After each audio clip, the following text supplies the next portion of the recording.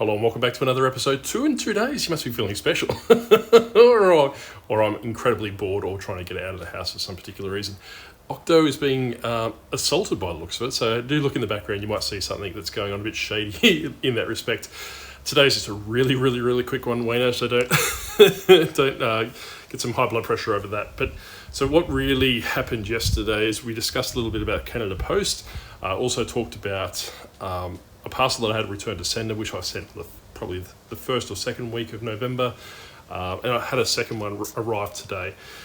So what I've done is I've made the decision to actually cancel all my Canadian orders. I've had about 4 or 5 currently outstanding, totaling about $1,100, so there is a significant cost in regards to that and in regards to that decision. So basically what I've done is I've just made the decision just to cancel it. I've reached out to all the buyers to say, hey, look, I'm really sorry. It's completely out of my control. However, what I want to do is actually give them a coupon. So what I'm going to do is when the Canadian strike blows over, I'll reach out with probably a 15-20% coupon for Skylanders. Not my issue, obviously, with the strike being completely out of my control. However, I just want to do the right by the customers, right? So basically, it's that customer building thing we talked about yesterday. I do have a couple of things I do want to talk about quite quickly. So Tori's book, the one on print on demand, Max the Pyromaniac Cat arrived, so I'll probably read that to the kids tonight.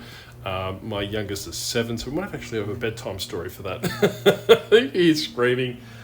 You will get from that perspective. And if you have looked at the community page today, you probably would have seen that I screwed up again. I'm only human.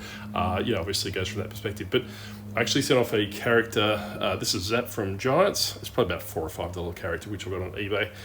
One of my buyers, which is a repeat buyer, has probably put in 6 or 7 orders over the last 6 months, and they're probably 10 to 15 characters each order.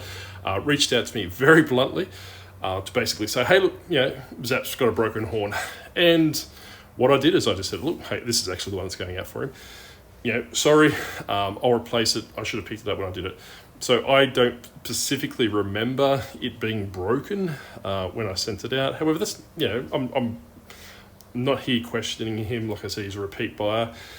I've never had any interaction with this person before, because generally what happens with a lot of my Skylander guys, right, is that I send them off regardless of whether they're $1.99 all the way up to $1,000 Skylander, and I never hear from them again, which is fantastic. They don't leave feedback, they don't ask questions, they just get what they want and get out. And that's the kind of business model I'm trying to build, right?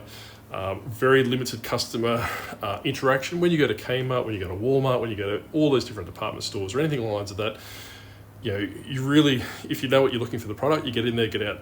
You're not, going back to that department store a week later and talking to them and asking them questions and asking them how their day's going, all those different things. The follow-up stuff, right? So literally, I just want to service them for, that's really taken out of context.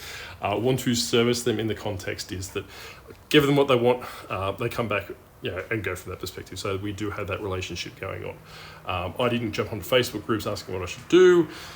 Didn't have a whinge on Facebook groups. Just took care of it myself. Moved on. It cost me about $12. I probably would have made a loss on that order, considering that, Skylander Giants are very thin profit margins. What I say, because like I say, traditionally I assign probably $1 to each character. A lot of the characters are $1.99 plus post, and if they do bundles, that caps out at $9.99 postage, and depending where they are, I could potentially lose on postage, but like I said, that's a draw card in that respect. So wanted to give a bit of an update in regards to the Canada Post. If you have sent something to Canada, possibly from around about the 1st of November, Australia Post was saying that Canada Post will put it in their warehouse. That's not happening. It's all bouncing back. So not to say that that's going to happen across the board, but pretty much my contacts within Australia Post have dictated to me that all Australia Post mail from about the first week of November has been returned to sender, and you're able to get a refund for that postage expense. So when I spoke yesterday, I wasn't expecting that. I was expecting that probably I would have to write it. However, that's not the case. So basically, I will put the details in the description below, how you do that. So what it looks like is you'd probably just need to reach out to Australia Post customer service and go from there. But anyway, I just wanted to shout out to Mike. I do love you. Apparently I don't mention you enough in the videos, and I'm sorry for that. And I do appreciate you. So by all means, keep watching and leaving the comments, message me, email me, all those different things. I really enjoy the engagement. So like, by all means, if I don't mention you, or I don't mention anyone in particular, it's not because I don't particularly like them. It's like I said, it's just it is what it is. Like, you know, I appreciate everyone, and I talk to a lot of people. So that's not to downplay anyone in particular.